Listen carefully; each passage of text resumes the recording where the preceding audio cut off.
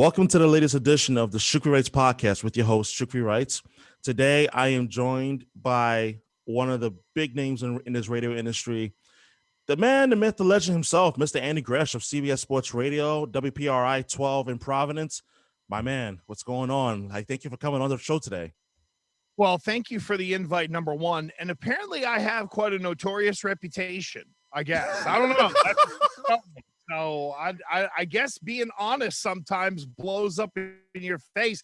You know, it's like that old Chappelle Show skit. I guess I am proof that sometimes keeping it real can go wrong.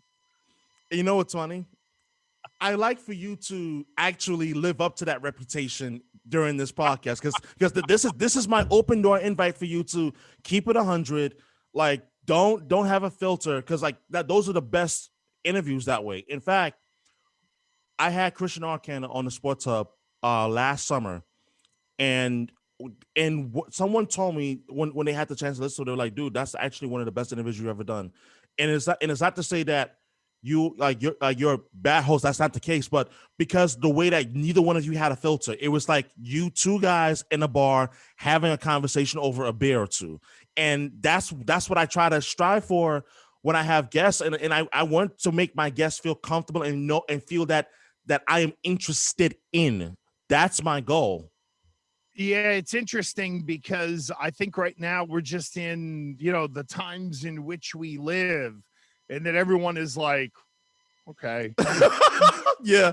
Peek over my shoulder a little bit, make sure that I can say this, that, people are you're not going to have the people with the torches behind you screaming, "My God, how can you say that?" I mean, we're getting in an era where everybody is going to start to be a little hesitant or reticent to be able to just kind of let it fly. But look, for me, I mean, I first was on the air in Providence in 1997. It was October 20th, 97 was my first show. Yeah. I was 22 years old, fresh out of college, and that was my first gig in radio doing mornings. And the one thing that someone said to me in the very beginning was, "You're authentic, don't change." They're like, figure out how to shape yourself because you're incredibly raw, but don't change. And that is the hardest part of all of this, because there are times, you know what it is really? It's the way you used to be able to say things. It's the way you used to be able to joke around. It's the way you used to be able to kind of say stuff in a joking way, where now it's like, okay, that's the way they did it in 2001, but how can we repackage this for 2021 where you don't have the whole world coming down on you? So I think for broadcasters, man, we're in a real tricky time right now. I lump broadcasters and comedians together, because for some people, what used to be funny, now it's like, that's distasteful. When in reality, you're probably like, "Hey man, that was funny 15 years ago." Hey, you know what I mean? Mm-hmm. But it's just a sign of the times. But if I have a failing, it is that I am authentic and I let it fly. And our greatest strength in life, Shukri, is our greatest weakness. Our greatest strength's our greatest weakness. And for me, my greatest strength is saying anything. That's also gotten me into a lot of trouble over the years. You mentioned about how your journey started in October of 97. Now, for hilariousness sakes, I was 6 years old in October of 97. I'll be 30 in like this fall, this coming October. And obviously at that time, this was a whole different world altogether. Like I still remember those days, or those formative days as a kid growing up in New York. And, like you had titans of radio like Howard Stern on terrestrial radio. You had guys like Rush Limbaugh, who just passed away. And and you also had well-known radio personalities that were just not afraid to be raw and authentic. And as you mentioned, it was a very different time. In fact, case in point, I was listening to Colin Cowherd's podcast last week, and he did an interview with Joe Buck of Fox Sports.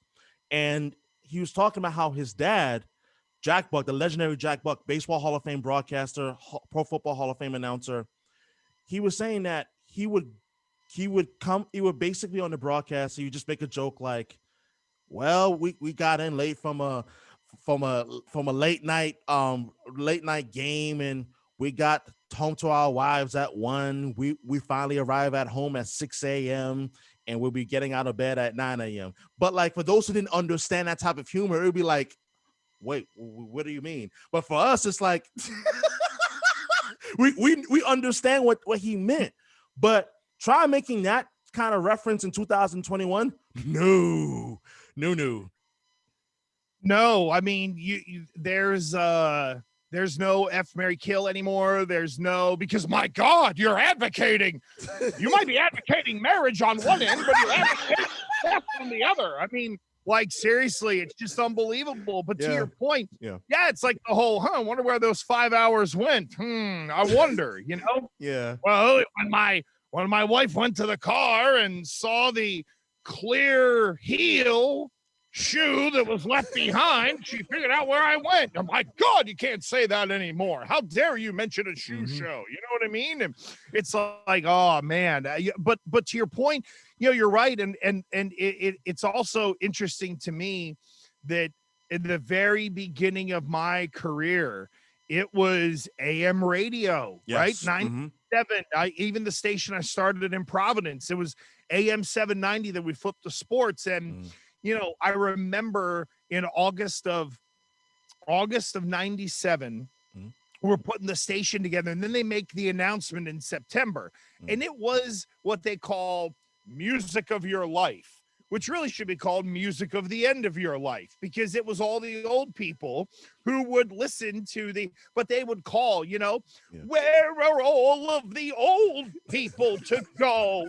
Where do I get to listen to Bobby Denton and all this stuff? And they were like screaming, believing these voicemails of, I'm 82 years old and there's nowhere I can listen to Sinatra. And now I get to listen to someone talking about the Celtics. And by the way, they suck. Boom.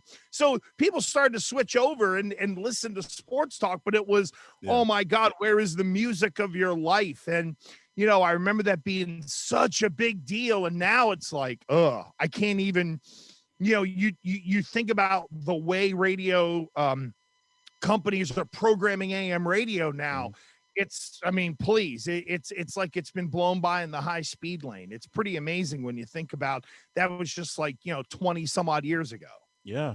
And it just goes to show you just how much like radio has revolutionized over the years. And like for me, like I'll even add on to your point, growing up in New York in the late 90s, all we had was WFAN. Everybody in this business knows about FAN, legendary first sports radio station in the world, for the fact of the matter.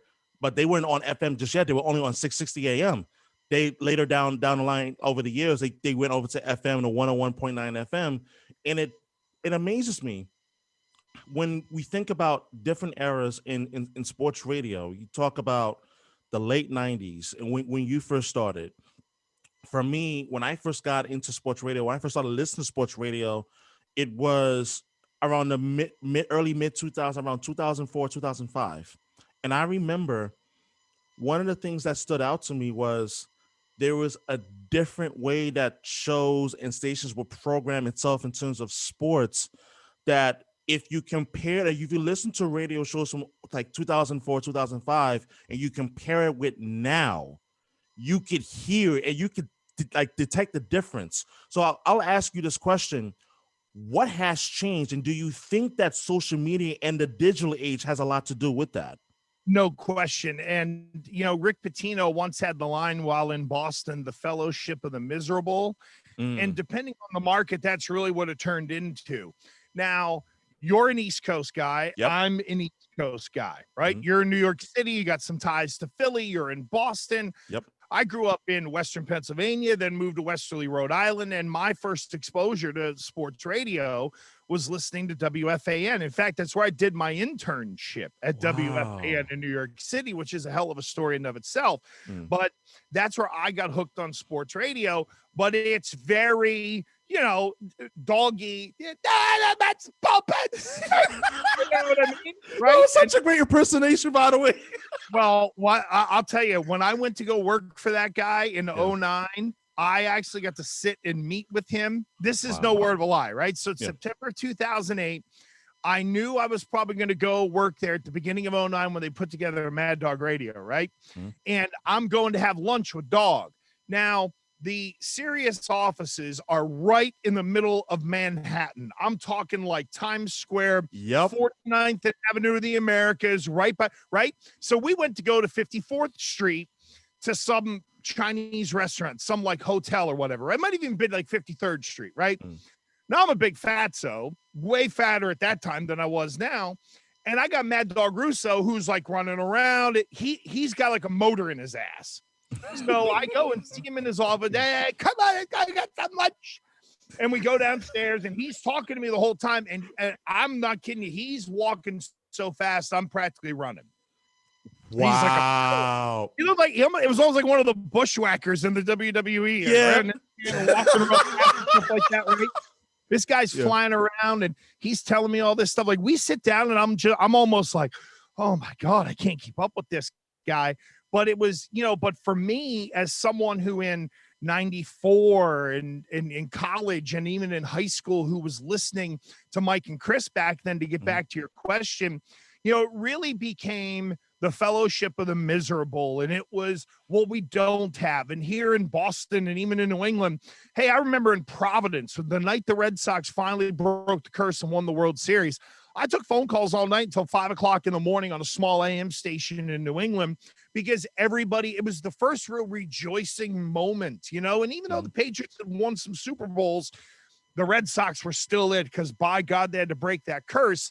Yeah. And that thing around here changed everything. Now, to your point with social media, it's instant interaction, and you have a lot of, Twitter toughs on social media. Oh, yeah. Oh, God. Who are willing to fire away in a way that they would never say directly to you or get through on sports radio. So I think we had a real tenor and tone and change, especially in the New England and East Coast. I would say the Northeast corridor version of sports radio got kind of nasty for a while. And I think that's sort of coming back around a little bit.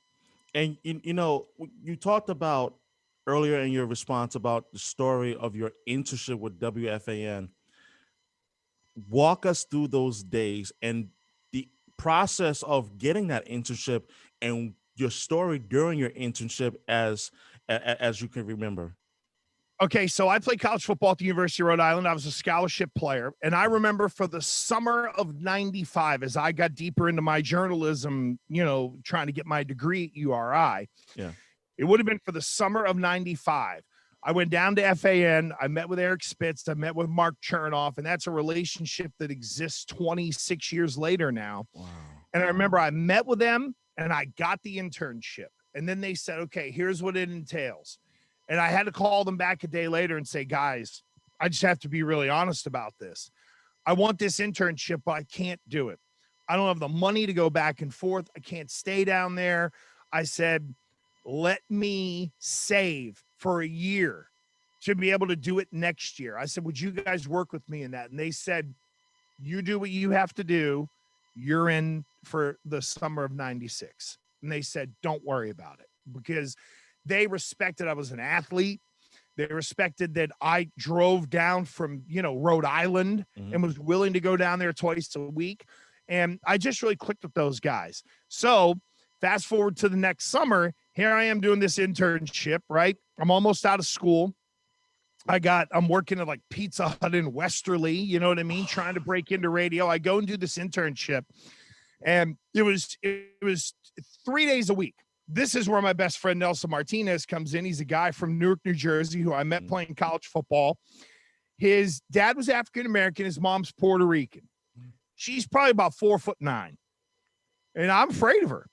And I mean, if you ever met a Puerto Rican mom, you know that, you're going to be afraid sometimes. And I remember saying to my man Nelson, I was like, I got like Monday night 2 to 7, and I've got 2 p.m. to 7 p.m.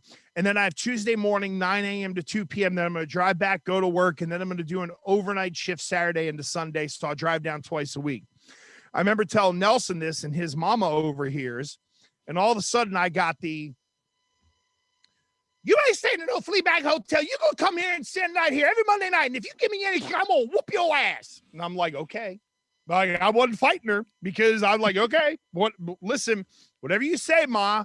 And sure enough, I'd show up and like there'd be dinner and they were waiting for me. And I knew Nelson's sister. And so every Monday I would go to Newark, New Jersey. And I remember saying to Nelson, I'm like, see, now here comes the politically correct part that might get me canceled, God forbid. But I remember I said to Nelson, I was like, hey, man, I kind of stand out a little differently around here. I'm like, if we're walking around, he's like, listen, man, here's all you got to do.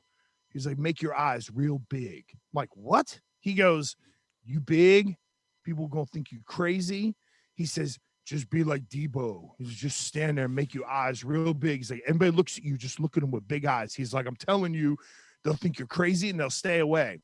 And I'm like, come on, man, you're ribbing me. And he's like, I'm telling you, it's going to work. Sure enough, my car almost gets broken in. Nelson at 3 a.m. one night is standing in Spanish, standing in his underwear, yelling down in Spanish at the guys to stay away from the white car. Oh my God. I mean, like it was so I learned all this radio. I got called a fat F by Imus. I was like in the way, putting some parts back. I remember saying to my mom, I'm like, Ma, Imus called me a fat effer today. She's like, oh my God, that's terrible. I'm like, nah, you don't get it. I'm like, that's like the stamp of approval. That's like a compliment. Are you kidding me? Yeah, exactly. So, so for me, I actually waited a year, and those, Mark Chernoff and Eric Spitz both validated me by saying, listen, man, you're willing to work hard for it. And sure enough, by 02 or 03, it might have been, I got to do my first fill-in shift at FAN in the old building over in Queens, which was in the bowels of the Astoria studios. Yeah. But you walk by the entrance to Lifetime Television. So I'm walking by like a standing of B. Arthur on my way to go into WFAN. Whereas I'm walking in, there's Steve Summers outside the door. The legendary Steve Summers, I must add, for those who don't know. Thank you. You're right. Yeah, the legendary schmoozer is standing there ripping a dart outside the door. Great. Oh, big guy. Good to see you again. And then he puts it out and goes in 7:05 on the fan, doing his thing.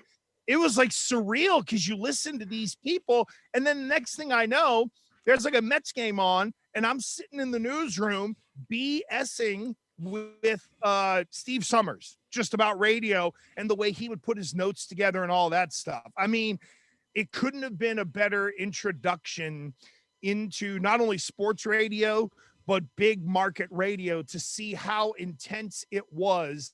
And it was the ultimate training ground for me for 3 months where I learned from so many great people and made connections, honestly, that I still use and have to this day. And, that story in itself is so incredible because, as I mentioned, I grew up listening to the fan. I knew about Mike and the Mad Dog. Mike and the Mad Dog is what started sports radio. If their show didn't work, who knows if any of us would be working in sports radio at all, let alone if this format would even work. So here's my personal story. I start with the spring of 2015 because something about 2015, the year in itself, me personally, where I look at and I say, that was one hell of a year. Like, my God. And I'll never forget this. I mean, my memory is pretty amazing. And I'm fortunate to have a great memory, a great long-term memory at that. This was the end of spring semester, 2015. I am maybe a couple of weeks away from walking at graduation from Long Island University, where I went to school. And I'm on my laptop and I'm just looking, see what's available, what's around, internships, stuff like that. 98.7 ESPN New York had an opening for an internship. And I was like, that's interesting. I'm going to just apply. I'm like, if it works, it works. If it doesn't, screw it. I tried, and I'll never forget. I said, you know what? Sure, don't even think about it. Forget about it. You apply. I applied for it, went my way. Closed my laptop, kept on working, kept preparing for finals. July of that summer of 2015, I'm in Coney Island. And I'll never forget this day in particular. I'm in Coney Island. I just got off the the train. It was the D, F, N, and Q trains. The last stop is at Stillwell Avenue, right across from the legendary Nathan's hot dog spot, where every summer America turns in to watch Joey Chestnut be a fat ass and eat 67 hot dogs in 12 minutes. That's it. Gross. That's same spot. Same spot. I get off the train. My phone is ringing. And my phone, I see is a Florida number. I'm like, I only know maybe one or two people in Florida. This ain't their number. So I'm like, I put my phone down. I'm walking along the boardwalk, taking in a hot summer day in New York City and Coney Island, and it's a madhouse. It's Friday. I mean, people are out. And then my phone goes, and I'm like, that's weird. I'll look down, same number.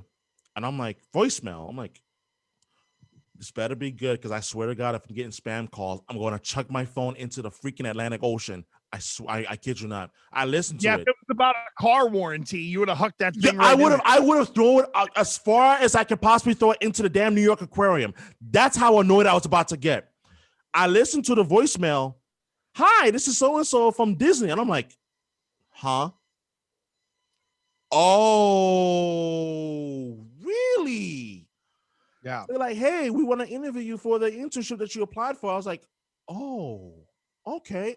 Yeah, I'm really interested. And the interview gets scheduled. It's a phone interview with Justin Craig. He was the program director of ESPN New York at the time. He's now the program director for ESPN Radio. And I start going into it, and my passion starts oozing through my skin. I'm talking about the Yankees and the Mets and the Rangers, how much of a freaking abysmal disappointment that they were, having just lost Game 7 of the Eastern Finals against Tampa Bay on home ice at MSG just maybe 2 months prior. And I'm just going on and on and on. And he's like, I know you know stats. I know stats. But my goodness, your passion is just like, what in the world? And then the following month, at this point, I'm like, did I get it? Did I get it? I need to know. Like, can you please, someone give me an answer, for God's sakes? I reached out, and they reached back out to me, and they were like, listen, we actually have some news to give you. They have decided that they're going to hire you for the internship, and that blew my mind. I was like, are you serious? They were like, no, like this is for real. Like, they're offering you the internship. If you're interested. And I'll never forget just the feeling of excitement. And that first day walking into the studios, you know, I meet with Ryan Hurley, who's now the program director of 98.7 ESPN. And I remember just being wide open eyed and everything. And I vividly remember, you know, like meeting guys like Michael Kay for the first time, who now has the #1 afternoon sports radio show, not only in New York but in the country, in accordance to Barrett Sports Media. And just meeting him for the first time at Don LaGreca, Peter Rosenberg, and just so many people, like so many great people who work at that station. And it was just amazing to me, like how that internship really changed my life. And in the way that you talked about how the WFAN internship changed your life, like that story in itself is something I still hold near and dear. Like those 3 months that I was an intern at for 3 months at ESPN New York changed my life on so many fronts. It gave me firsthand experience and knowledge of just what goes into working at a major market sports radio station, and that in itself was absolutely amazing just to reflect on, and as well as just to think of all of the memories and all of the experiences that went on. And interestingly enough, that time coincided with the Mets run to the World Series in that fall of 2015. So that in itself was just like, oh my God, like I'm living the dream right now. And like that in itself just really changed my life in so many ways. Well, and I know my camera's being fussy here, so I'm completely here with you. It just switched over from one to the other. But to your point, yeah. You know what you mentioned was passion, and for me, that's really where like from my end, that's why those, Spitz and Chertoff were like, dude, you're in next year. Don't worry about it. They see the passion. It begins with passion. That's the whole, nothing in life can be accomplished without great enthusiasm. Absolutely. And it really is true. It starts there. You've got to have a genuine love. Because look, I'm a testament to it. Like this business, and we forget that it is a business. This business sucks at times, and it's brutal, and it's hard on you. And even to your point where you were like, man, just let me know. I'm in one of those spots right now. Like, I know what I'm going to do next. I'm sitting and waiting, and I'm getting to the point where I'm like, all right, when are we going to do this? Because, you get a little itchy. Like, I've worked constantly for 24 years. But that's, if there's one thing that I can tell you in this business is it never happens on your timeline. Never. I'm going through it right now. Never. Oh, my God, Andy, I'm going through it right now. Seriously. Like, there's some, oh, man. I got a story to share with you post-recording. I gotta let you in on something. But you talk about this business never running on your time, and that's one of the most intricate lessons that I've had to learn in my journey so far, is that none of this happens when you want it to happen. And I think patience is so key. And you talked about doing your 24 years in this industry and how important patience is. Give the listener an example of a time where you weren't sure as to how this was all going to come together, and how you were able to manage having patience during that time and that era of which you waited. It's interesting because like for me,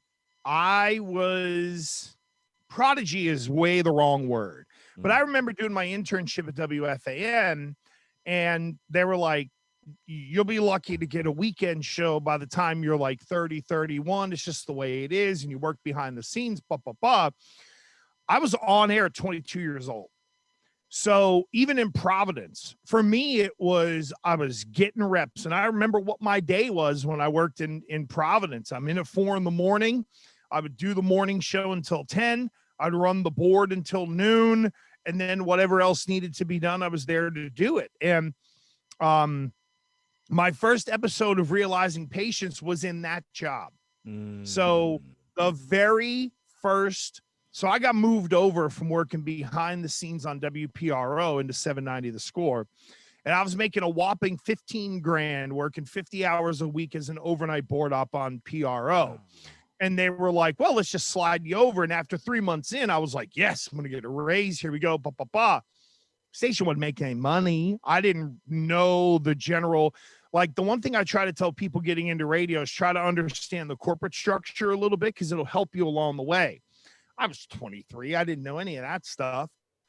And I'm like, okay, I got a 3% raise. For anybody who could do math, 3% of 15,000 is $600. Yeah. So whenever there were appearances, I go to the opening of a Zipper for $200. Are you kidding me? I mean, forget about going down to the local grocery store to stand in the bakery department for 2 hours and, push honey buns or whatever the hell they'd be pushing that day. It would be like, I would go to whatever appearances I could to make extra money. So for me, it was the early years of realizing that it's going to take a while. And it did, especially in a market like Providence. And then I got to a point to where I don't want to say I forced hand, but there was interest. And, I ended up getting a contract. And then next thing I know, I get a call from a major market and I'm locked in a contract and I can't get out. And I offered the money. I tried every way I could to get fired. Like there's the line in Seinfeld of Costanza, where he put his feet in the top of the Dairy Queen machine to get fired and stuff like that. Oh, I'll take a dump on your desk. I ripped people on the air. I froze people out. Wow. For 2 weeks, I did everything I could to try to get fired out of that job because it would have let me go to a big market. And they were like, nope, we're not firing you. You could do whatever. And Lord knows I tested them on how far they were, willing to go to keep me, as I was kind of pressing the issue a little bit. Mm. And it makes you realize that timing is a big part of this business, and that patience is as well. And for me, that station in Providence went under.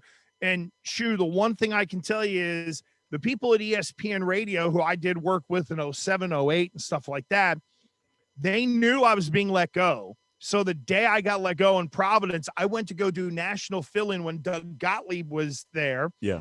I went to go do the national fill-in that night, and they hand me a 150-day contract, and they say, we want you for the rest of the year.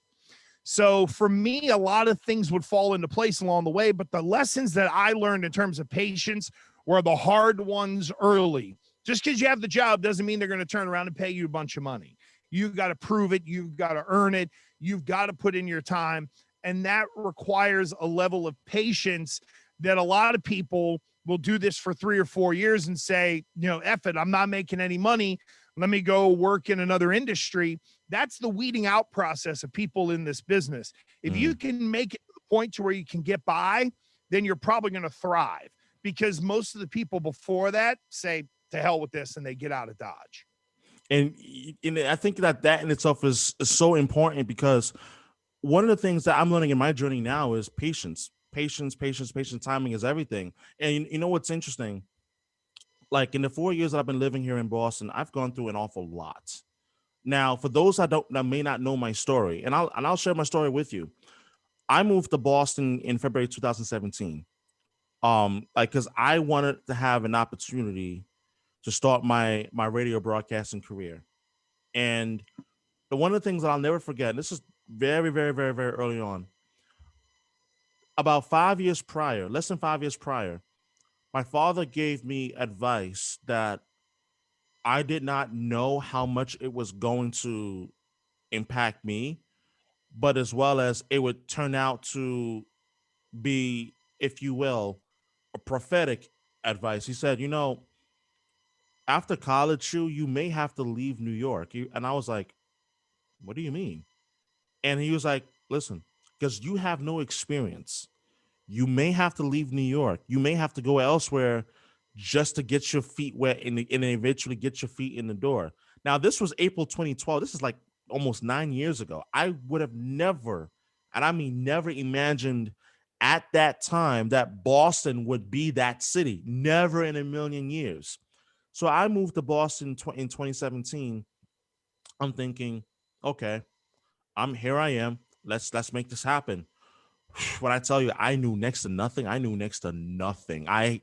knew, with the exception of the people who I worked with when I was an intern at 98.7 ESPN in New York, I knew next to nobody in this city in terms of the industry, in terms of either station EEI or 98.5 the Sports Hub. For 2 years, when I tell you, I basically worked jobs just to survive. I did that for 2 years and I hated it. And I already knew what I wanted to do, but because I didn't know how to go about doing it, that was the real litmus test of life, if you will. And this is probably the only time where I'll share something really serious, because this is life we're talking about. And the thing that I remember most, the turning point for me, was April of 2019. Bruins had just started their Stanley Cup playoff run. They would eventually go to Game 7 of the finals against the St. Louis Blues. I'm on my way back to Boston from New Hampshire for the day. And I was dating a woman at the time. We were having a conversation in the car.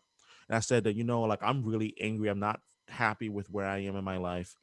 And conversation went south, but there was something that was said that really stood out. And she was like, you're better off, sir. You're better off like reaching out to people who are actually in the industry and see how could you begin to work your way as a radio broadcaster. And I said, I'm going to do that. So I go on Twitter the next day. It was a Sunday. I remember that Saturday evening was during Game 2, Bruins Leafs. I'm on my laptop reaching out to people, trying to reach out. There's one man in particular that responds. And when I tell you that this man, and I really give this man a tremendous amount of credit, and I mean that sincerely. And this man is Bob Sosi, the radio play-by-play voice of the New England Patriots for the Sports Hub. He responds. He's like, "Hey, I'd be more than happy to take time out to talk to you, to share with you my story. And in more ways, I understand exactly how you're feeling." I'll never forget it. We had a 45-minute phone conversation, and that was the start of our friendship. And in many ways, I say no, that man is my mentor, because in more ways than one, that man actually helped change my life. And one of the things that he taught me along the way is patience, because he told me about the times when he used to call Navy games on radio. This is before he got the job with calling Patriots game for the Sports Hub, and he was saying that he got angry one day, and he just lashed out, like, "Why am I not working in the big league?" Sort of, quote unquote. And like when I'm listening to him tell a story, I say, wow, there's similarities to what I was dealing with and so forth. And I remember one of the things that he told me was like, "Listen, what you should do, look around the Boston area, different radio stations. Doesn't matter if it's college." And I'll even put this out there because I'm damn proud of my journey thus far, and it's led me to being a national syndicated radio host currently right now. And say, even if it's college radio, look around, get on the air and get reps. You mentioned reps, and when I tell you, 91.5 WMFO was the first station to give me that opportunity to become a radio broadcaster. That in itself is where it all started. But it was just the beginning. I thought that would be the big tilting point, until that was just step one.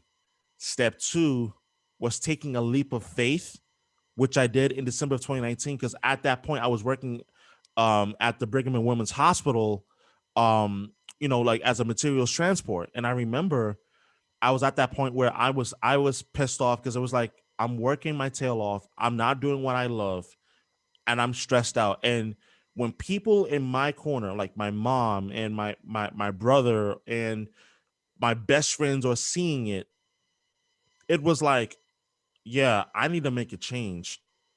I'm going to have to trust that I'm going to make this leap of faith and jump and really go head on into it.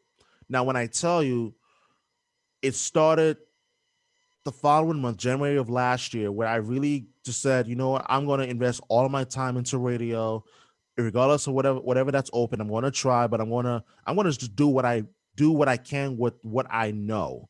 So what I ended up doing was that I ended up getting up at 3:30, 3:45 in the morning, just to do 6 a.m. shows, like do from 6 to 8 or 6 to 9 and so forth. So when you talk about patience and perseverance, this is it.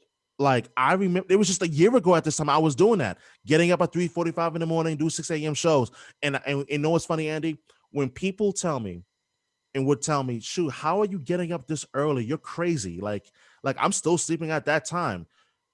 My answer to them is this, and I want your feedback. You got to have a motor or an engine that fuels you. That it don't matter what time of morning that it is. When you know your why, your ass is gonna get up and you're gonna go and get it, because that is what you believe in. To your point, I go back to my internship. I was finishing school. I did have an extra year of eligibility, but I kind of ripped up my hamstrings before the 96 season, in part because I was driving back and forth to New York City 2 days a week and not working out because I was investing in radio. And that is the hardest part of all of this, is not only being patient, but continuing to grind while doing so. Look, everybody can have a podcast now. Everybody Absolutely. can, right? But it doesn't mean you're getting better or that you're going to be heard or anything like that. It's the connections. Hell, I've already referenced 26 years ago was the first time mulleted me, completely unrefined, walked into an office of businessmen in New York City and found a way to get an internship, sight unseen, no radio experience. I was a hardworking athlete, and When you're an athlete, I think people will give you the benefit of the doubt because they know you work hard, and that's what was given to me. But to your point, it isn't easy. I had in 2005, I had an opportunity to go to a major market. I'm talking big time. It was where I wanted to be, and I couldn't go.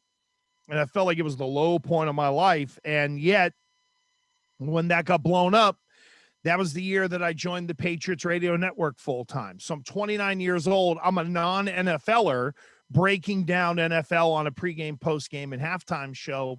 So I was devastated that I couldn't go to market number one.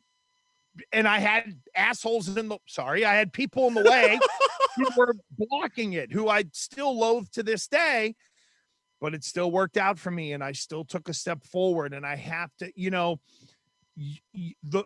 the wound is caused by someone else. The healing is your responsibility. Absolutely. And for me, I was wounded, but I found a way to heal. For you, you're still trying to get there. You're on the climb. Everybody's path is different. I was very fortunate in that my internship in New York City opened the door for me to go work behind the scenes at ESPN Radio Network. Yeah. So in September of 96 through basically like July of 97, right before the Score started, I was doing stuff at ESPN. And in fact, I got fired for the first time when I took the job in Providence. So this just goes to show you how some people think in radio. I'd committed. I told the program director then at ESPN Radio, look, I know I'm committed for you next weekend, but I'm having a meeting. I think they're going to put me on the air. There's a lot of grunt work to do. They're, good luck. Great.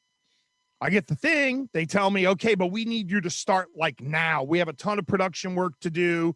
We need you to unplug. I call the guy from ESPN, and he says, if you're not here this weekend, you're fired, and hung up on me. And I'm like, God dang, like I busted, right? Yeah. So sure enough, I called him on a Thursday, and I'm like, yo, I have to do this. And he's like, don't worry, you're replaced anyway, and hung up the phone. I didn't talk to the guy for 5+ years.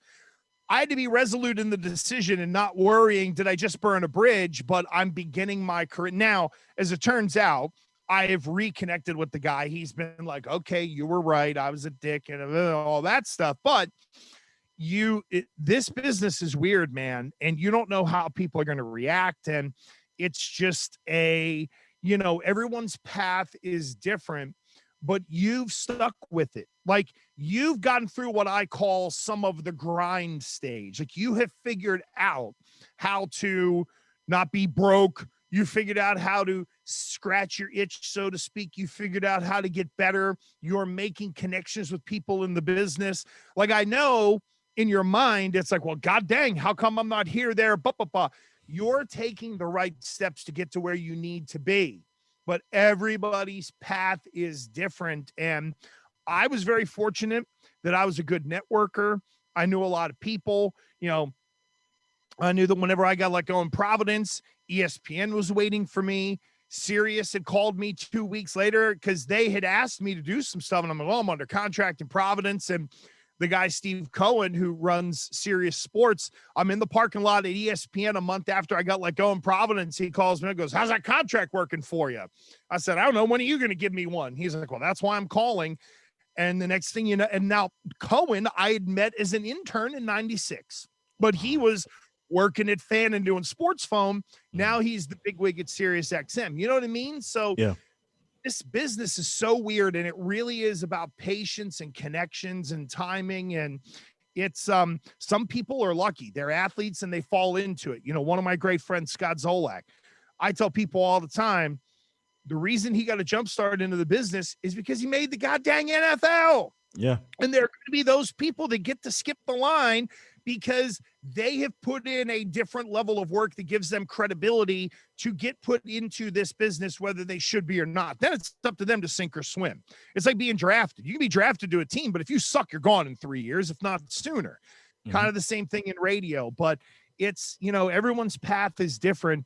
And the grind in this business is very real. And the problem is is that for some, podcasts are the only way to go. They're the only way to get heard. You got to talk to yourself into a computer for months, if not years, before you have enough to be able to send to someone and say, hey, I'm good enough to be put on the air.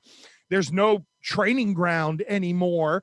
There's no mom and pop stations anymore, really. It's much more difficult to break into the business, and that's why the connections matter even more. Absolutely. And like if I don't have people like Bob Sosi in particular, who's my mentor, or Dave Sims, who another guy who I have, I'm very, Wonderful people. yeah, You got good people in your, like, Bob is salt of the earth, and Dave Sims.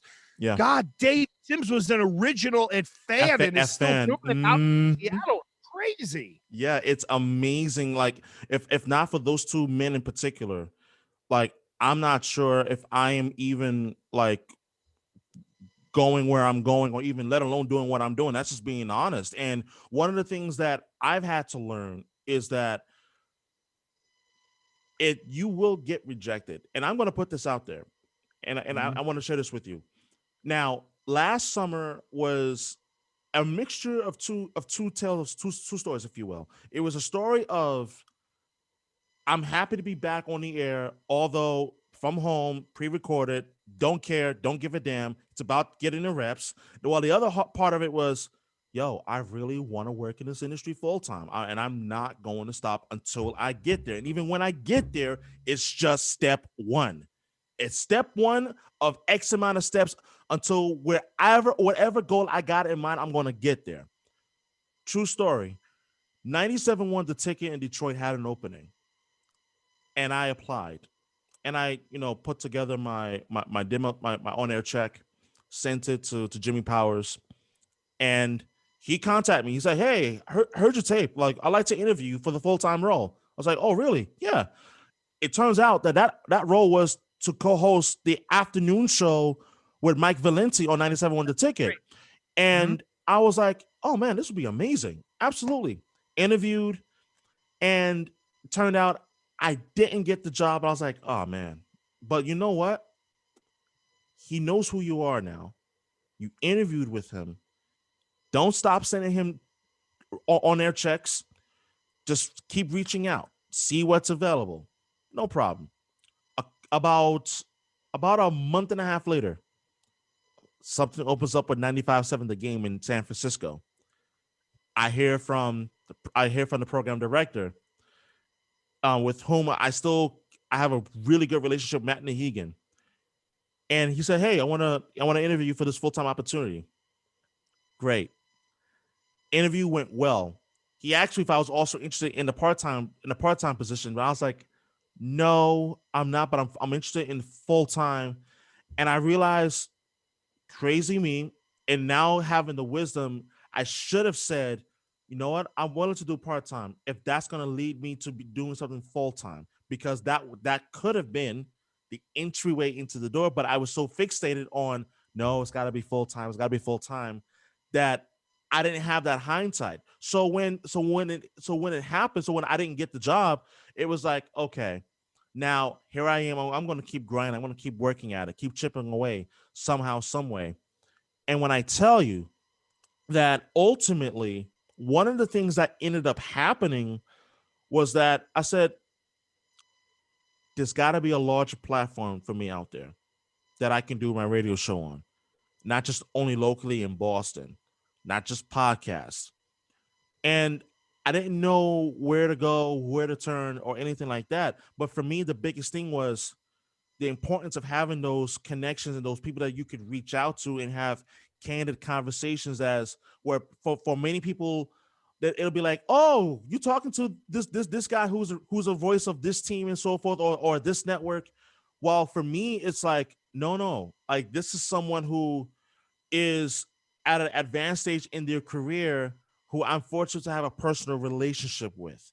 Now, you talked about earlier in this recording about Mark Chernoff, who recently announced that he's going to be retiring from FAN. Now, Mark Chernoff, for those who don't know who's going to be listening to this podcast, is, I would say, and this is not to kiss ass or anything like that at all, this is maybe one of the top 2 or 3 men in this industry in terms of program directors and executives and so forth. Yep. And you talked about your relationship with Mark Chernoff. How has that influenced you and impacted you in your career and moving forward from that internship? It's funny because I worked my first job, I was outside of CBS radio. Mm. But because I had interned through Chernoff at CBS, I knew that eventually, a lot like you, I was in the quote unquote pipeline. I was a known name. I was, at least they could say, yeah, this guy did this, blah, blah, blah. So for me, it was almost like I would keep coming back to him in a lot of weird ways. When I got the offer, now 16 years ago, to be able to go to New York, he was a part of that. When I got on the Patriots radio network, in a weird way, without going too deep into the story, he was a part of that, although it wasn't necessarily in a good way, So it's funny, but there's, when I got, when the whole thing in Boston happened, he was one of the first people that I talked to, because they were making sure that they were going to keep me within the company at the time. And so I do think that there's that validation of someone like that, who I can say, do you know Matt Nahigian? He could say, yes, let me put in the word for you. When you get to that point with those people, and it's the whole, hey, do you know this person? Sure, I'd be more than willing to put in the word for you. It's kind of like that. I've always known that I can call him, and I know he's going to pick up the phone.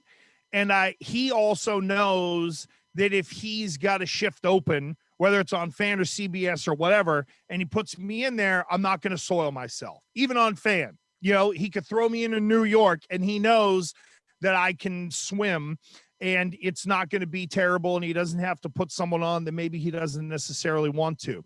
So I do think it is a bit of a two-way street, but I think, Shu, it's the validation of someone like that. And then when I worked at ESPN, and for a little bit of time, there was Bruce Gilbert, but there was Scott Masteller. I've been very fortunate to have a lot of really good people put their stamp of approval on me, to where it opened doors for me, but it's still up to me to get it done. And luckily, those people know me enough to say, okay, here's what you need to know about the guy. Because and look, here's the thing, you can't worry about, you can't worry about the perception. I have to worry about the reality. Yeah. And that is what I do when I get in there. How well do I know the business? I've been very fortunate, Shu, for the last 5 years, believe it or not, that once Boston went away, and I'll tell the whole dirty details of that story at some point down the road, because there's a lot there, and it was very dirty. Wow. I had a lot of people, A, in my corner, and B, it was the whole, I didn't cause the wound, but I'm responsible for the healing. Yeah. I had to learn to go from doing a sports talk show on a sports station to doing a sports talk show on a general talk station. And then it was kind of the same thing at PRO, where it was, when I went to Providence, but I had my own little world. I wasn't in afternoon drive like I was in Hartford. And even then I learned about the business, in that in Hartford, they had an issue with the previous afternoon host, who was a former governor and got wrapped up in a scandal and blah, blah, blah. They needed to move far away from politics. I happened to be available. They had a sports guy there. It was like, all right, let's bring this dum-dum in. And there you go. It was kind of a placeholder for me to eventually get to where I got to. Yeah. Which was really the end game, was kind of, all right, let's get him on the network and CBS Sports Radio. And there were offers there, and it just didn't work out. I chose Providence, but but for them as a station, it was, all right, let's get far away from this, and we know that we'll eventually go back to it. So it worked out for me. It worked out for them. You don't necessarily see it at the time, but I had to go in and embrace that job. If I went in there like a schnook and was like, oh, I'm miserable, but no, I had to go in.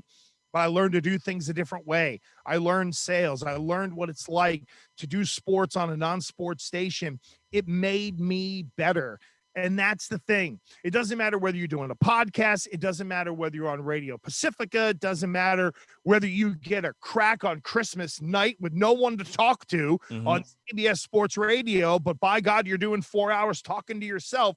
You better be ready to do it. Opportunity comes in weird ways. And sometimes you have to learn how to grow yourself out of situations that you're put in. And without the guidance of a guy like Chernoff through some of those and the opportunities and the doors that he did kind of open for me, I never would have been able to grow to get to the point to where I am in the business, to where I now, for the first time, really feel like I understand it conceptually from top to bottom. I get corporate structure. I get what they're looking for. I kind of understand what program directors are under. And for me, whatever it is, I have to say, this is my day part. I have to do it my way, make my gains, figure out how to do it within the context of a radio station. But to see the radio world globally, so to speak, it wouldn't have happened without guys like Chernoff. And I think there's a lot to be said when you talk about guys like Chernoff, who not only paved the way, but open doors for you. And as well as, being able to understand like the market manager, the program director, and all of these individuals who have various different roles and facets within a company like Intercom or Radio.com or even iHeartMedia and so forth. So I'll ask you, for someone who may not know fully or understand like some of the expectations or the day-to-day dealing with these top-notch executives, what are some of the works or workings that they're constantly under in order to make sure that not only that they're generating like revenue, because it is a business at the end of the day, but as well as making sure that their top talent is generating high revenue, high ratings as well. You have to figure out how to fit into their day. So some program directors, they're only worried about one station, and it's much easier to get their time and their attention. But now the business has gone the way of, well, for example, like the Chernoff. Yeah, he runs FAN, but he's also he's like the format captain for all these other stations. Yeah. So you've got a program director in, Milwaukee or whatever, who's calling Chernoff to get advice. So that means that maybe when I'm done doing a show, I can't just walk into his office and plunk down for 10 minutes and sort of shoot it with him. So you got to understand how you can fit into that person's day, and hopefully they give you expectations. And unfortunately, a lot in radio, it's just go get ratings. Yeah, well, great. Well, I was number one in the market in Boston for most of 2014, and a big football run at the end of 14 into 15. And it didn't matter a pile of crap because I was cross with somebody who ended up getting some power, and it didn't matter. I always joke around. I'm the only guy who didn't get renewed with like a 14 share. So when people say, well, your job is to just get ratings, it isn't. It really is. It is at the end of the day. But if someone with some power doesn't like you, it doesn't matter. You're going to be toast regardless because you're either cross with the wrong person, or sometimes in my instance, I'd say what's on my mind. And sometimes people, in those higher positions don't want to hear that kind of stuff. So it's you hope you get your expectations explained to you. You hope you have the respect of the person that you're working with. And normally it comes down to, does this person come in and work hard? Do they get results? Are they amenable to work with? And I've always thought that of me. One person didn't, but I learned from it. And now, for me, it's put me in a better spot to where now at 46 years old and having done this almost every day, the Malcolm Gladwell theory. Yeah. 10,000 hours to be an expert. I crossed that at 34 years old from just working every day and doing shows. I mean, seriously, during football season, even now, I'm 7 days a week. I'm doing 5 days of radio. I'm doing the Sunday night show on CBS. I'm doing UMass football. I'm doing TV locally around the Patriots and stuff. So, when people say, eventually you make it. Okay, you do. Well, what you do is you double down and you work hard and you work harder and you say, oh my God, 10 years ago, I'd kill for this opportunity. Why would I pass it up now? So it's funny how sort of life changes, how everything changes, but it's, I mean, for me, I worked with the wrong guy who got some power and wanted to stick it to some people politically as well. And, I got caught up in the crossfire. So instead of being in the middle of a 10-year run with one of my great friends in Boston radio, I had to kind of go my own way. And I'm okay with that. I'm okay by myself. I really am. Like, I'm okay. I love my family and I need them, obviously. But when it comes to the professional end of this, I can figure it out. I have done something different. I have a level of experience that very few people have because of where I've worked, who I've worked for, and the stations that I've worked for. I've seen it outside of the sports context and how sports fits into the radio world other than being on a monolith sports radio station. Absolutely. In fact, I want to talk about Boston because in more ways than one, you talked about your experience with WPRO, which I want to get to in just a bit. But let's talk about 98.5 The Sports Hub. It started in 2009, the station, and you came along in 2010, correct? Correct. Yep. In 2010. And during that time, in which, EEI was the only station in town. And for reasons that I don't know, maybe it's because I just don't know, I don't have the knowledge or the understanding, EEI didn't take the Sports Hub, I guess, seriously in that regard. Now, when the Bruins made their run for the Stanley Cup in 2011, and I asked DA this question on the last episode, what ultimately changed in terms of how 98.5 The Sports Hub was perceived, and how much of a role did your midday show play in the rise of 98.5 The Sports Hub in Boston? Yeah, look, I think we were kind of the last to come along because there was a change. It was Gary and Zoe, and then it became me and Zoe. And Gary and I went through that, and you talk about a wonderful human being. That's Gary Tangway. Yeah. But even he would admit that he was burning the candle on both ends. He was doing Celtics. He was doing this. It was a lot for him. And he and I had a lot of discussions, painful ones at times around that time, because it was icky because we're such good friends. We were still doing stuff on the Patriots, and they put me in there and him not, all that stuff. But, TNR were really the guys that I thought were changing the feel and the thought of that radio station, because they were the ones that were the big question, but they worked hard. They did it differently. They made it fun. That was the big thing, Shu, is that TNR came along and they made it fun to listen. They made it fun to be a part of it. No, they couldn't break down the zone dog blitz the way Zoe and I could, but those guys found different ways to do things and take advantage of people in different ways. Who would have thought to stick a microphone in front of a drunk Bruins fan? It became one of the funniest things ever. Oh, yeah, with Adolfo. That's right. That's right. So when the Bruins got hot, there were Bruins fans who were like, oh, dude, my friend Chucky got blasted at the game, and I fucked the microphone in front of his face. I got to tune in at 8:05 to hear that. You know what I mean? Yeah. And then you got all the friends gathered around the radio, and they're listening, and they're making fun of old Chucky because he got hammered at the game and all that. It became fun. And honestly, the other thing was the Bruins fans were underserved in terms of talk radio. And the other station basically said to them, you don't matter.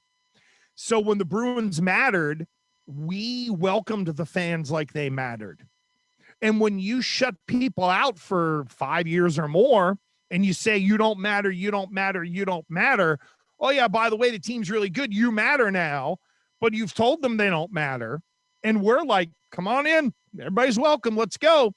That really swung the tide the other way.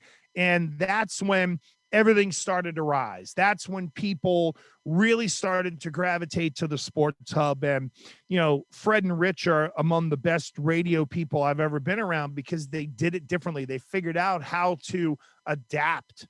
And the Bruins rise was a big part of that. And the Patriots are always tied into that station. And with Zoe and I both doing what we were doing for the Patriots at the time, he eventually became the color analyst. He was a sideline guy for a while. I always felt like we had football on lock. I always felt like with me and Zoe, no one could touch us talking football. If we wanted to get intricate, we could. If we wanted to talk about the draft or free agency, we could. Because a lot of people look at the draft and it's like 3 years later, how come you didn't pick that guy? Well, you're a bigger idiot than them for positioning it that way. And I eviscerate people who say that kind of stuff.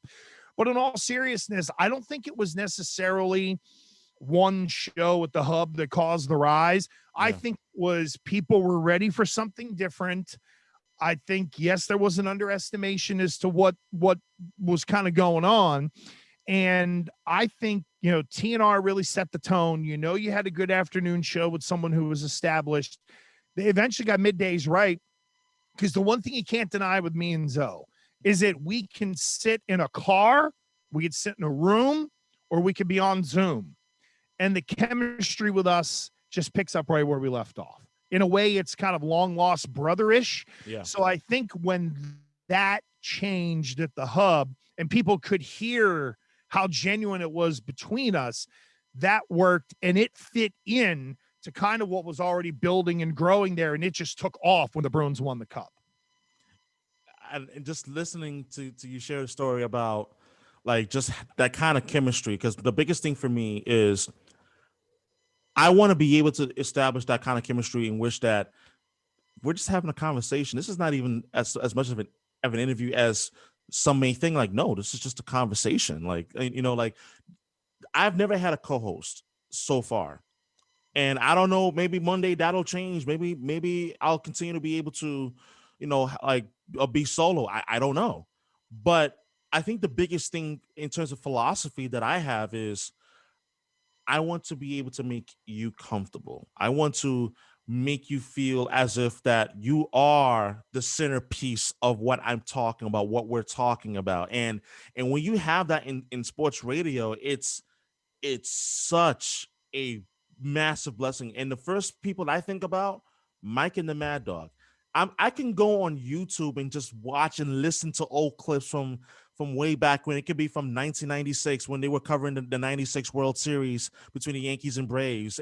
Or I could go back to the Chuck Knobloch debacle in Game 2 of the 98 ALCS, them gripping Knobloch to pieces, and just be like, oh my God.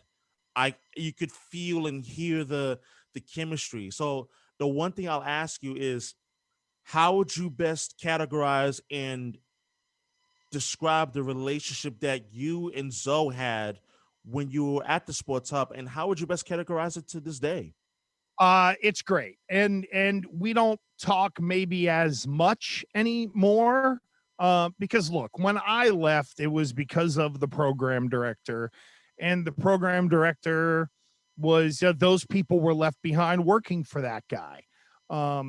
So it got icky for a while, because a lot of people were like, hey man, that sucks for you, but I got to work with this guy. So, and I had to go do my own thing, like I was driving to Hartford 90 miles one way after being the business for almost 20 years, just to go to work. So, there were some who didn't know what to say, but in terms of Zoe and I, look, we met at Comcast Sportsnet in Boston, the old Fox Sports New England. Yeah. We met there in 2002, and he was just kind of coming out of football. Now, we're both Western Pennsylvania guys, so we're Yinzers, and we connected right away. And I was like, what are you doing now? And he was like, I don't know. I got to figure it out. Go to 2004, maybe it was, maybe 5. And Zoe's working in Providence, in part because I went to the program director and said, listen, if you want to, you got to talk to this guy. Like I'd met Zoe, and I went to the old PD, David Bernstein, back at PRO, who was running both stations. I'm like, yo, you got to talk to this guy. Sure enough, he got hired. Then the next thing I know, they put us together, and he's openly talked about this. He taught me to read defense, and I taught him radio. and he learned what to do. Now, we worked in Providence, you got to remember, for 3 years. I mean, we knew we were doing the last show on the Score and that we were getting fired right afterwards. So this is so radio. So at the Score, they were going to let us go on a Friday. They ended up letting us go on a Monday because they had booked, and I think the Rhode Island Interscholastic League had paid for putting their high school games on the air that weekend. So they left the sports format on for the weekend, let us do a show, and then let us go Monday at noon. So the check would clear from the Rhode Island Interscholastic League, and then they did what they were going to do. It's crazy. Yeah. But I got tipped off, and we knew we were going to be let go.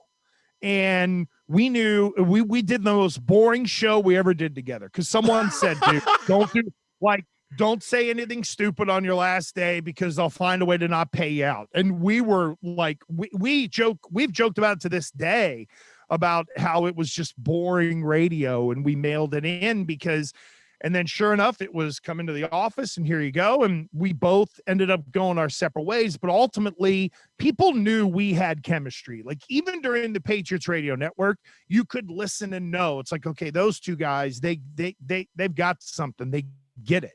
So it wasn't like we'd ever worked with each other again, but he was doing stuff at CBS Sports Network while I'm doing stuff at ESPN, and we're driving home at 2:00 in the morning after I get off ESPN, and he's driving in from New York City after doing CBS Sports Network back in the day. Mm-hmm.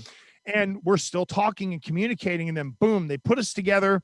And it was like putting on a comfortable shoe. We just know it. And we knew that we were going to be okay here, but there was a lot that he needed to learn. And the one thing that I give him worlds of credit for, he never looked at this business like an athlete. He never walked in and was like, I'm so-and-so, so this is how I get to act. He wanted to know why you did certain things. He wanted it explained to him. And in Providence, we had a couple of janky leg program directors towards the end who, you could put what they know about radio in a thimble. I was the one who was really sitting with Zoe every day and explaining, here's why you do this, here's why you do that. And we would talk about the actual business itself. And he helped me grow as a person.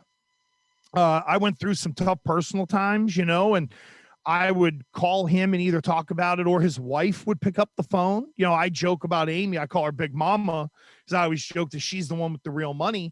And I'm kind of half kidding on that. But, there were times where she'd pick up the phone and just be like, how are you doing? And when I was in New York City in 2009 and kind of, I got my divorce, and next thing I know, I'm single in New York City and I'm on television every night on SNY and doing national radio. And it's like, oh my God, a whole new world. And, I went and had my fun. Like they wanted to hear the stories of what I was doing. And he's just, regardless of what I do in this business, I would never poke at him in a truly negative way. If I bust on him because there are times where he's stammering or going, they're show ponies, or it sounds like he's himself, it's because I'm busting his chops because I know him. He is among the few people that I would never cross or jab at. Like he's a real friend to me. And I got to know his family, and his dad passed away recently. Yeah. And Big Paul was a great man, and he was, even when I got let go in Providence, I'll never forget this. When the whole Providence thing went down, and I talked to Zoe about it, and once it was done, Big Paul reached out to me, and he was like, hey, not for nothing. And I don't want to, get into what he said, but it meant the world that he reached out and he saw the effect that I had on Scott the way he did on me. Yeah. And I just like, he doesn't call me Andy. I don't call him Scott. It's Zoe and Gresh, and we've always been, but he's a wonderful guy, and it just clicked. It just happened. And I've never had that with anybody else that I've worked with.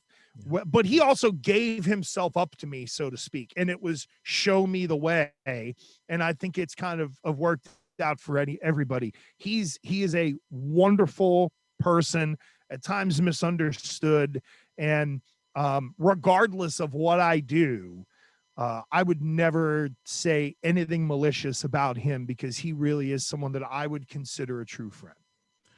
And and those two friends are very hard to come by, and that in itself is a blessing. And I appreciate you sharing that, with me. And one of the things that, and by the way, Shu, there's plenty of trash in this business. There's plenty of people who, if I never see again, I will be happy. Like, that's the thing, is that you'll realize in this business that there are a lot of people that you just hope to God you either never have to deal with.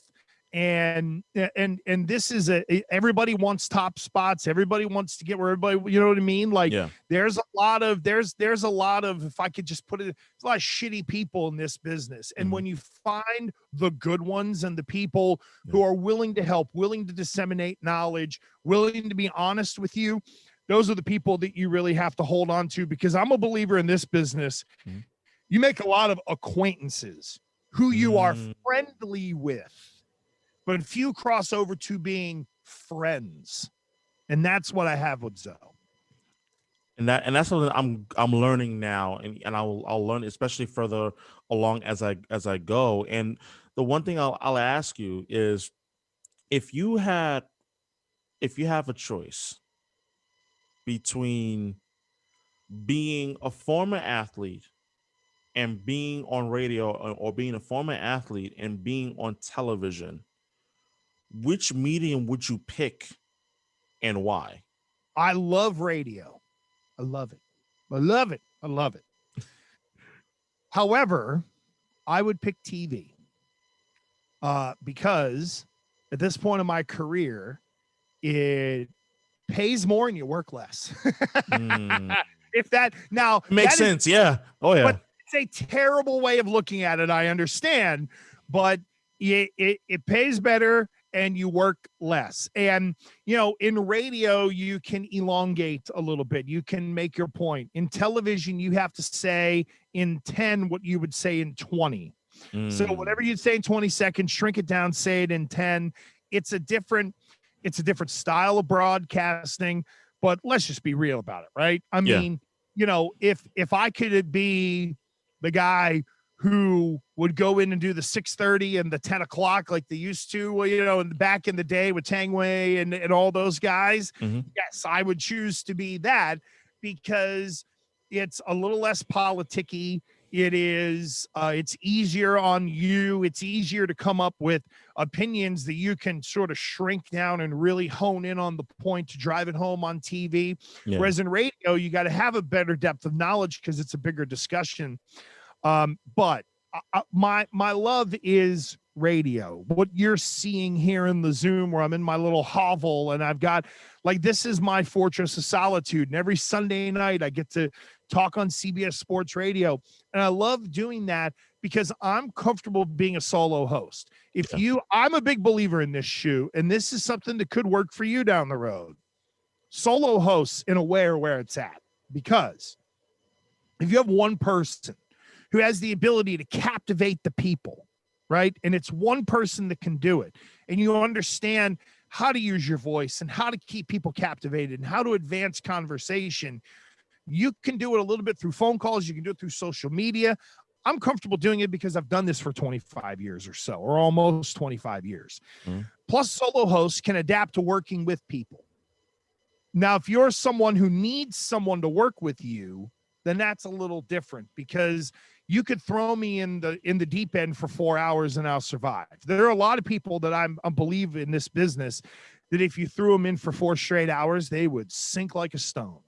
Because it's the whole different psychology of doing a show with someone and the habits that you get into and things like that. For me, it's easier to go from being a solo host to working with someone than it is to take someone who's used to working with a partner for 20 years and saying, go do a solo show by yourself for 4 hours. A lot of people wouldn't be able to kind of adapt to that. But that said, man, TV is so much easier, and it forces you to try not to be such a fat ass. That's it. And that's the thing. Like, I'm actually, and I'm going to poke fun at myself here, but I'm trying to drop some pounds so that I could eventually begin to, like when we work towards like TV, whether if it's as a video journalist for some TV station or something. But I get exactly what you're saying. You mentioned something that stood out about people who are used to working with a co-host to working solo. Mhm. Very few people have been able to do it successfully and as great as the one and only Mike Francesa. You obviously was co-host of Mike and the Mad Dog. And when Mad Dog left in 2008, he began doing shows by himself. Rumor had it that I believe it was Sid Rosenberg who was going to be his next co-host, but it didn't pan out.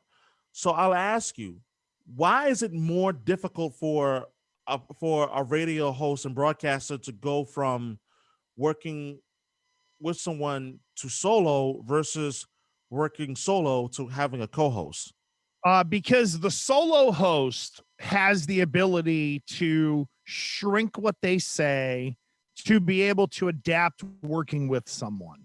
Whereas if you're used to working with someone and then you say it's all on you, and you're used to banter, you're used to bouncing something off someone, producers are nice to contribute to a show.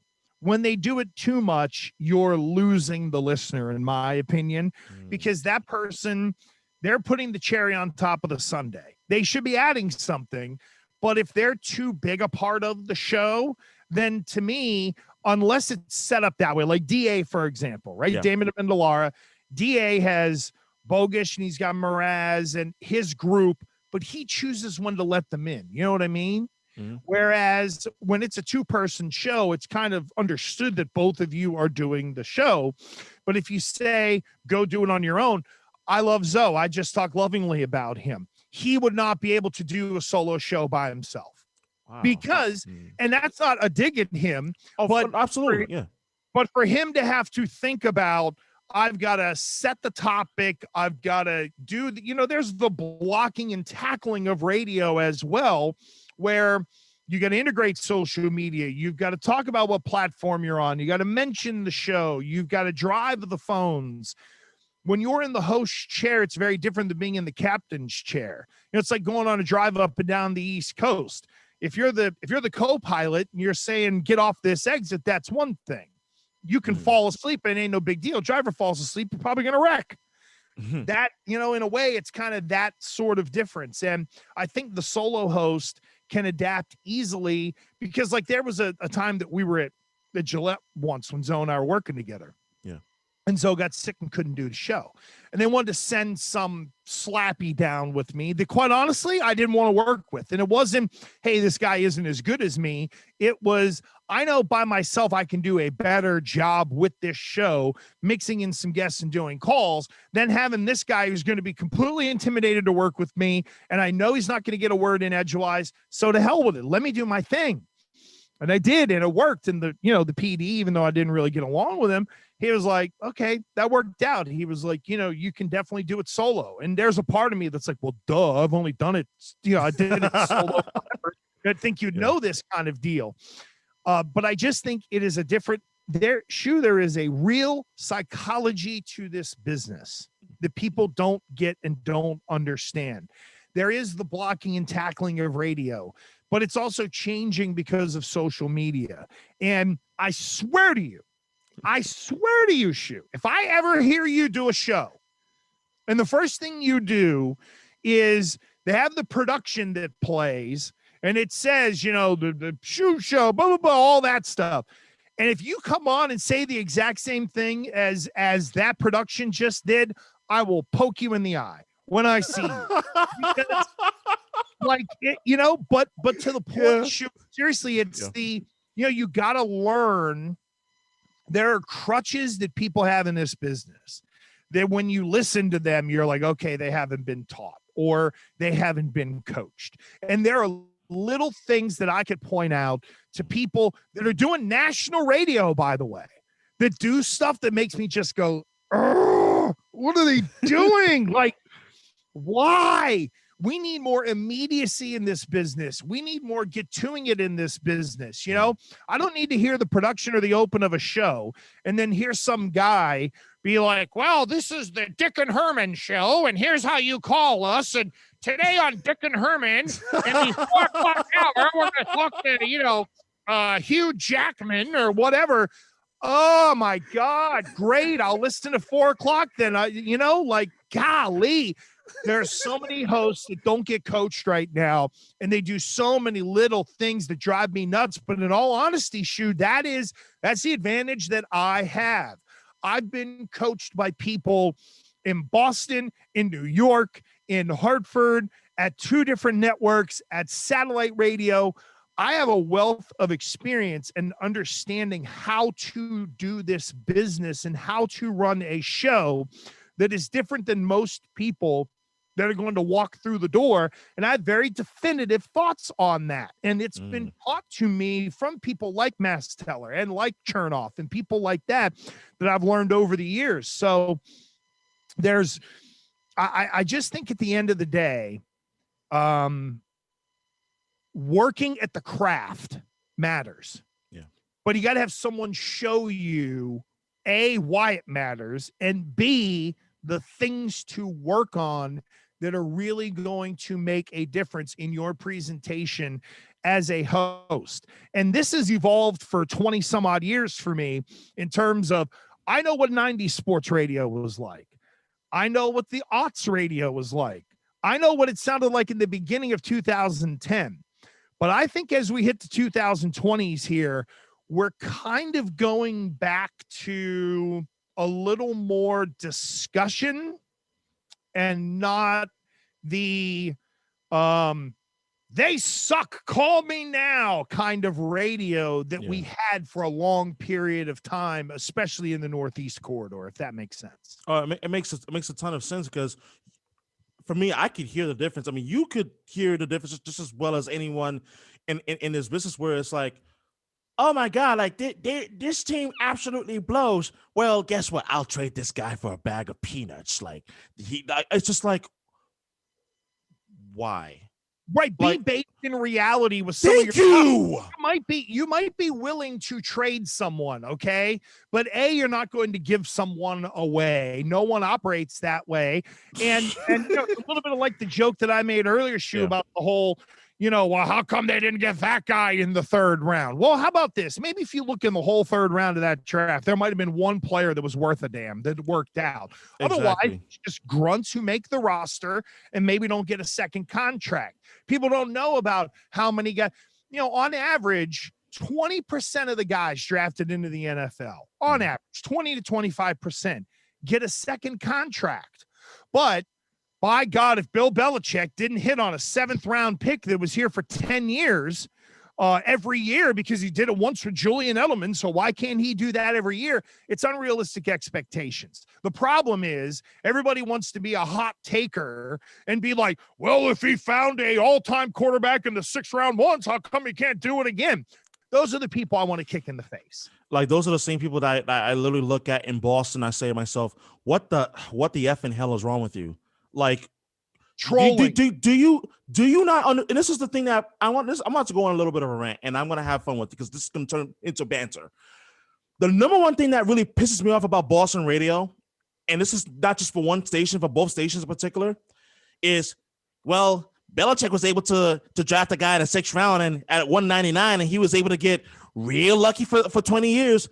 Like, first and foremost, it takes a special type of circumstance for it to come and for it to all fall into place. This is an anomaly, not the norm. Stop with the absolute BS of, well, this guy was a 7th round pick. Why can't Bill Belichick find more diamonds in him? It doesn't work that way. I've been critical about the guy being a poor analyst of talent, but stop with the whole notion of, well, if you could do it once, you could do it all the time. It doesn't work that way. Shoot, here's the thing about that, the whole drafting and Belichick and stuff, right? They hit on Brady, they hit on Edelman, But if you look at some of the ways they've used their draft capital over the years, like when Belichick says once they basically traded Garoppolo, it became an all-in situation.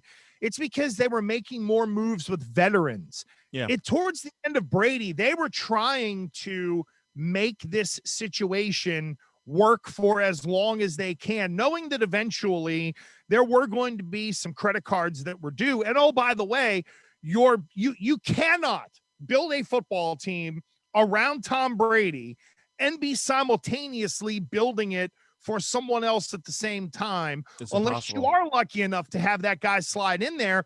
And it was untenable for them to be able to keep them. You know, it really comes down to, we look at it and say, well, this guy's a genius. How come he can't wave the magic wand and figure it out? He's a genius because he figured out how to make this last for 2 decades. That's the genius part of this. Yeah. Now it's time to reinvent and figure out how to make this team good again. And I'm with you.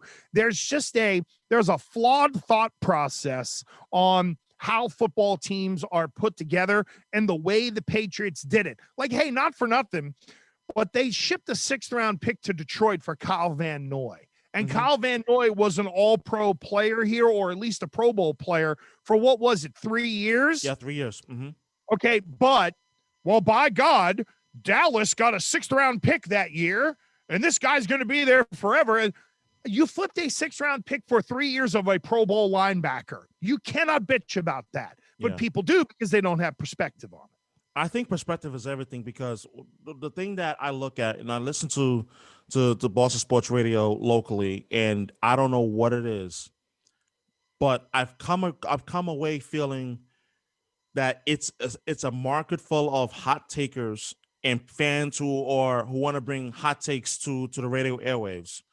I have the approach, whereas, listen, perspective and being realistic is my trading call, like my call, if you will.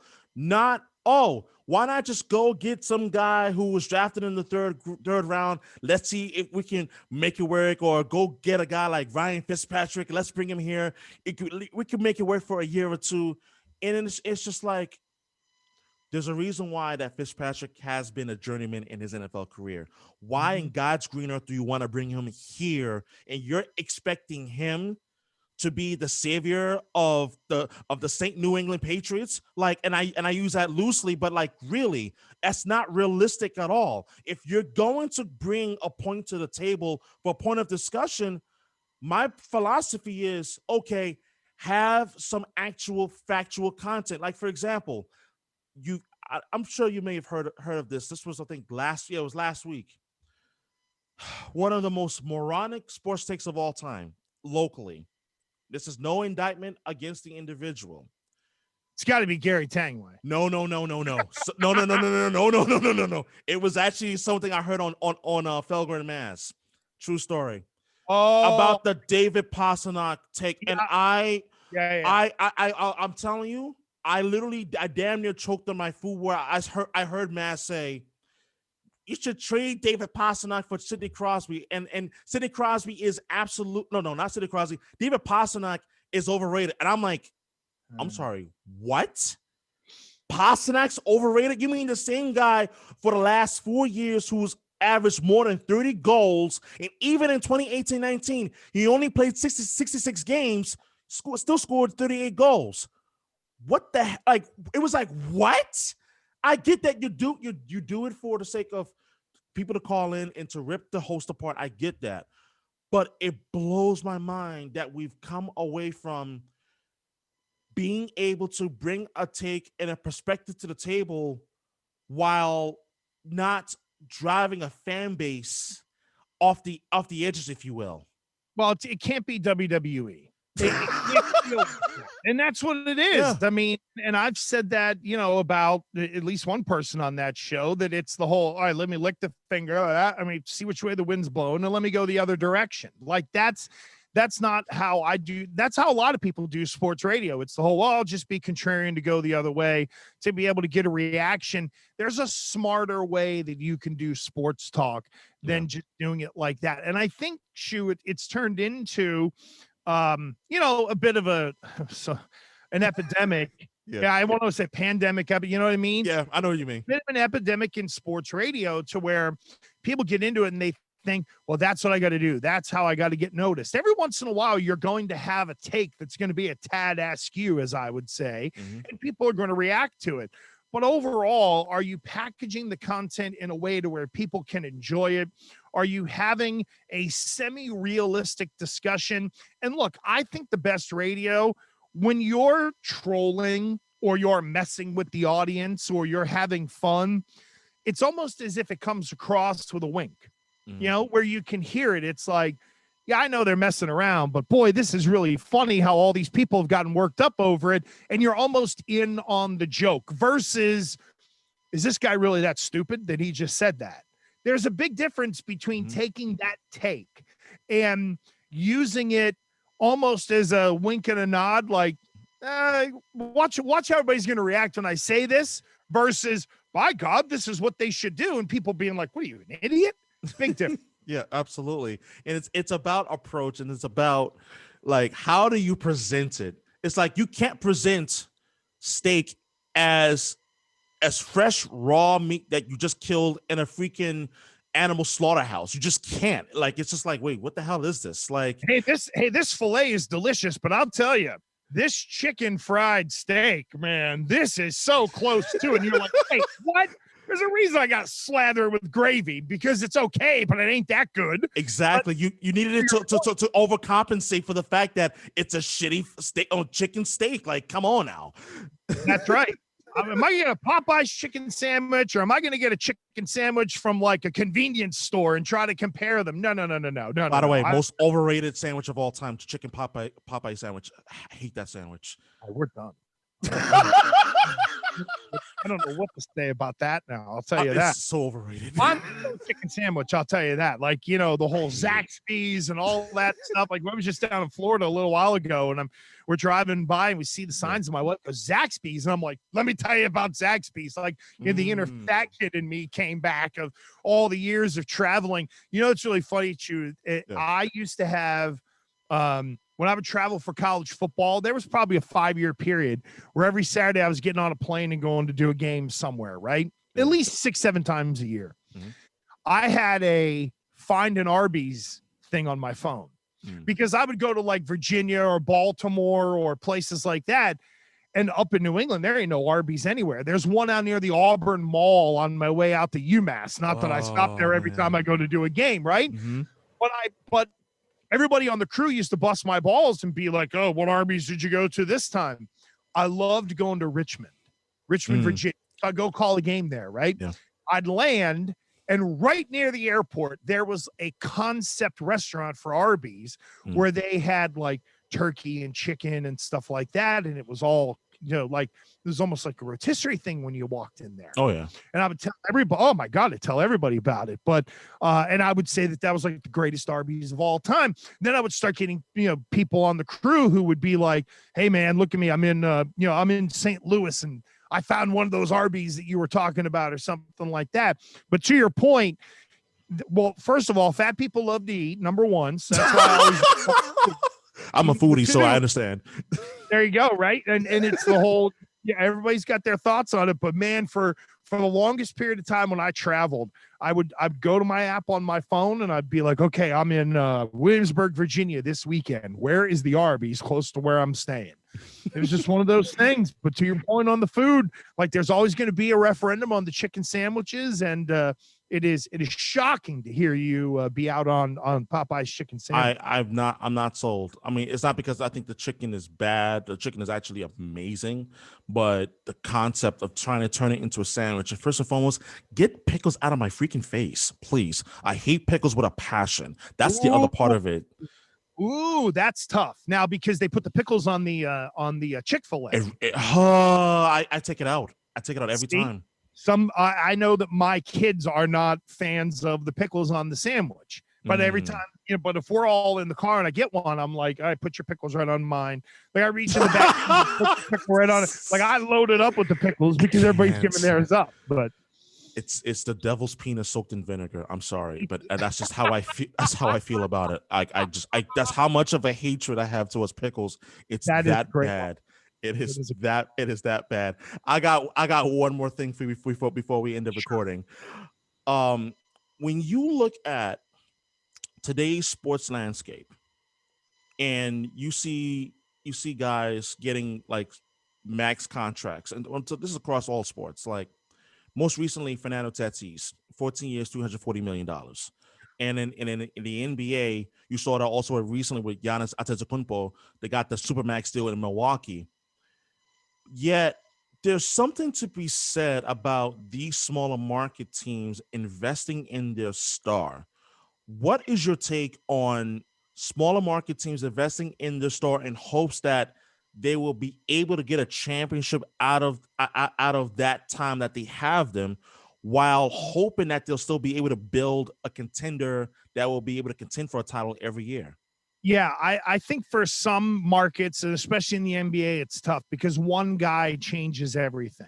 Yeah. You know, I had the statement at the beginning of the year that we're going to find out that Tom Brady is the NFL's LeBron James. And what I mean by that is when LeBron walks in your building, it's automatic championship expectations. Automatic. Same for Tom Brady. When he walked in the building in Tampa, it didn't matter they were 7-5. It was championship expectations, and they got there because that guy the night before the Super Bowl is texting people plays and stuff like that.